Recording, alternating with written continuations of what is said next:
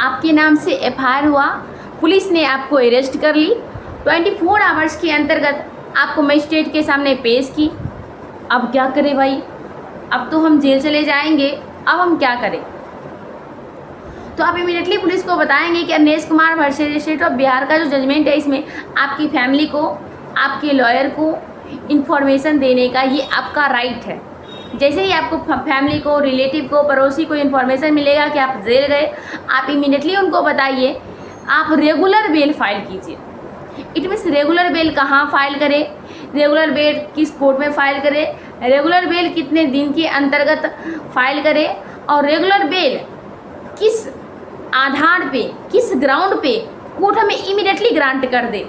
ये सारी डिटेल्स आप जानना चाहते हैं, इस वीडियो को पूरा देखिए, लाइक करिए, सब्सक्राइब करिए, और जो भी बंदे जेल में हैं उनको शेयर करिए, उनके पड़ोसियों को शेयर करिए, ताकि वो रेगुलर बेल फाइल कर सके और वो इमीडिएटली जेल से बाहर आ सके और अपनी लाइफ का, अपनी वर्क को, अपनी ड्यूटीज़ को परफॉर्म कर सके। Let us start. Regular bell.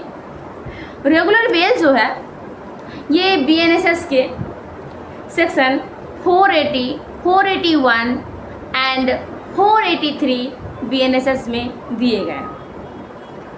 तो रेगुलर बेल किस कोर्ट में फर्स्टली फाइल करें? रेगुलर बेल जो है फर्स्टली आप मजिस्ट्रेट कोर्ट में फाइल कीजिए, लेकिन हाँ, मजिस्ट्रेट कोर्ट के पास 7 ईयर पनिशेबल ऑफेंस में बेल देने की पावर है।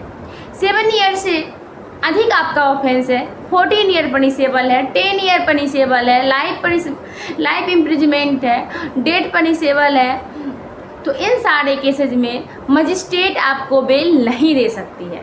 480 में आपने 480 बीएनएसएस के तहत आपने मजिस्ट्रेट के पास बेल फाइल की, बेल रिजेक्ट हो गई।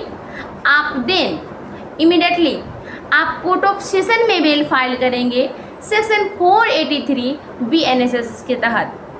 सेक्शन कोर्ट ऑफ सेशन के पास पावर है कि वो murder case, rape case, attempt to murder, kidnapping में बेल दे सकता है, लेकिन हाँ, वो यदि आपकी ऑफेंस की ग्रेविटी ज़्यादा है, आप हैबिचुअल ऑफेंडर हैं, तो कोर्ट ऑफ सेशन बेल नहीं देगी आपको। और उसमें भी आपको कोर्ट ये ग्राउंड देखेगा कि कहीं ये बंदा एविडेंस को टेम्पर तो नहीं करेगा, कोर्ट को सपोर्ट तो नहीं करेगा, ये विक्टिम को फिर से जाके परेशान तो नहीं करेगा।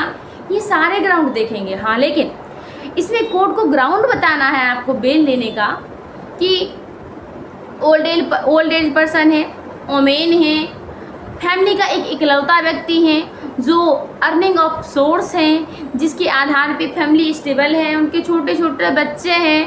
इन सारे ग्राउंड यदि कोर्ट को आप बताते हैं कि बच्चा कहाँ जाएगा, तो ये सारे ग्राउंड यदि कोर्ट को बताते हैं, कोर्ट यदि सेटिस्फाई होता है, कोर्ट को लगता है कि ये बंदा ऑफेंस हो गए हैं लेकिन ये एविडेंस को टेम्पर नहीं करेगा, कोर्ट को सपोर्ट करेंगे, कोर्ट जब भी नोटिस देगी तब वो हाजिर करेंगे आगे की ट्रायल में, ताकि बेल मिल जाने से केस आपका वहीं पे समाप्त नहीं हो जाता।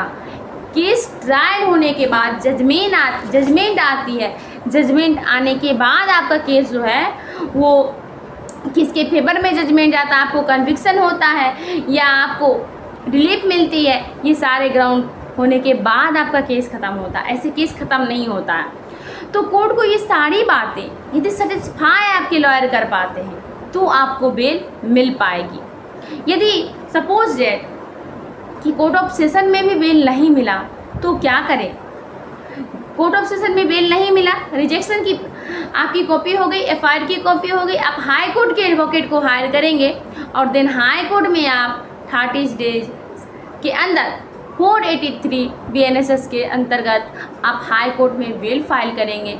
फिर हाई कोर्ट में ये सारे ग्राउंड बताएंगे, एफआईआर की कॉपी देंगे, देन आपका जो है 483 बीएनएसएस के अंतर्गत आपको सारी रेडी करेंगे, डॉक्यूमेंट, एफिडेविट लगाएंगे। आफ्टर दैट हाई कोर्ट में बेल फाइल करेंगे। फिर कोर्ट इन सारी ग्राउंड को कंसीडर करेगा।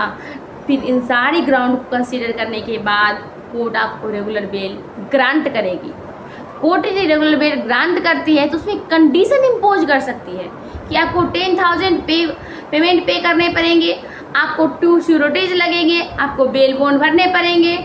ये सारी कंडीशन कोर्ट मैंडेट कर सकती है। यदि कोर्ट नोटिस देगी, आप नोटिस पे हाजिर नहीं होते हैं, आपकी इमीडिएटली बेल कैंसिल कर दिए जाएंगे, रिजेक्ट कर दिए जाएंगे। ये सारे ग्राउंड इम्पोज किए जाएंगे और इच एंड एवरी डे आपका जो डेट आएगा उस डेट पे कोर्ट में आप अपरेंस देंगे। ये सारे ग्राउंड कोर्ट जो बेल देगी उस बेल पिटीशन में आपका जो होगा ऑर्डर होगा कोर्ट का, उसमें सारी चीज़ मेंशन होगी।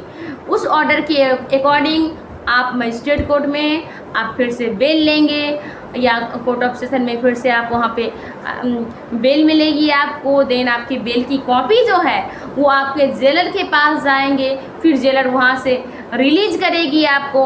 फिर वो जो कॉपी आपकी एक कॉपी होगी वो आप थाने को देंगे, ताकि थाने फिर से आपके घर पे जाके ये ना कहे कि आप जेल से बाहर कैसे आए, क्या ग्राउंड रहा। ये सारी बातें आपको और एविडेंस जो है वो जो बेल मिले हैं वो कॉपी की एक जीरोक्स आपके भी पास रखने हैं, ताकि आपका जो बेल रिजेक्ट होगा तो वो सारे ग्राउंड फिर से आप मेंशन कर से फिर से आप बेल फाइल कर सकते हैं। Thank you for today. अपनी राइट को जानिए और अपनी ड्यूटीज़ को फुलफिल करिए। जय हिंद ऑल ऑफ यू।